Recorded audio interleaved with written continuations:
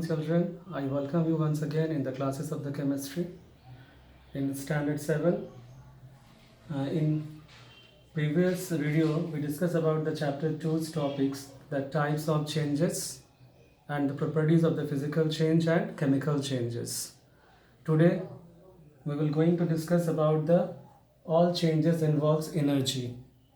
Actually, all the changes, whether the change is physical or chemical, it occurs due to the change in the energy level of the constituent molecules.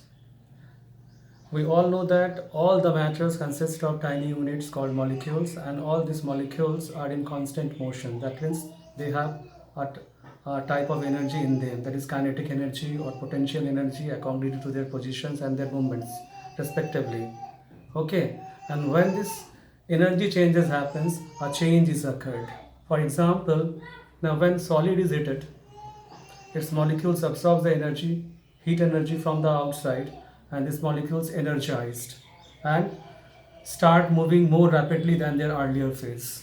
And as a result, they overcome the intermolecular force of attractions, which results in the increase in the intermolecular spaces, and that results into the change in the physical state of the matter from solid to the liquid.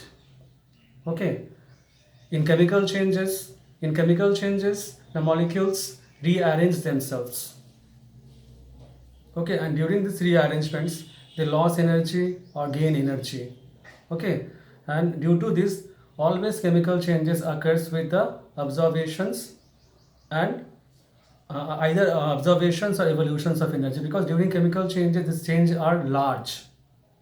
That is why it needs energy from the outside in some cases, and in some cases it releases energy, because in all changes actually the energy level of the constituent molecules before the changes and after the changes is not same.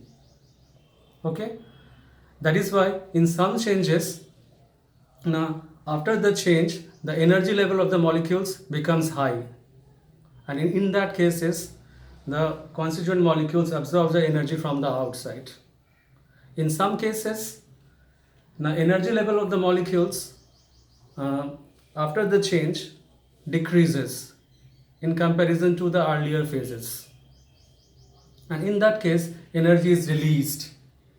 That means all the changes, either chemical change or physical change, there is a change in the energy levels of the constituent molecules.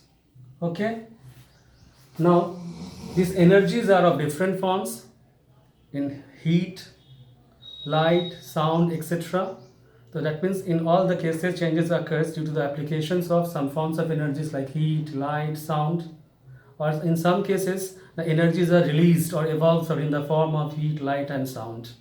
Okay, so on the basis of heat energy, all the changes are categorized into two categories. One is called endothermic change and other one is called exothermic change. Now, what is endothermic change? The change that occurs accompanied with observations of heat energy is called endothermic change. For examples, dissolutions of glucose in water or dissolutions of glucose on our tongue.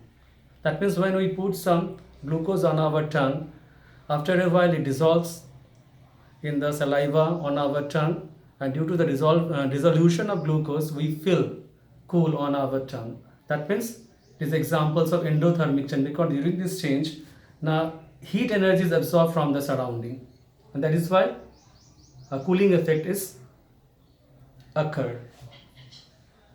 Now the next, that is the exothermic change. It is a type of change in which energy is released in the form of heat. Okay, for example, cooking of food or slacking of lime. Slacking of lines means conversion of quick lime into slack lime. Okay, and during slacking of lime, we add water in the quick lime. On additions, they undergoes a chemical change and it convert into chemical quick lime, that is called calcium hydroxide from calcium oxide. And during this, a very large amount of energy is released in the form of heat. Okay, that is all about the change involves energy. Okay, thank you.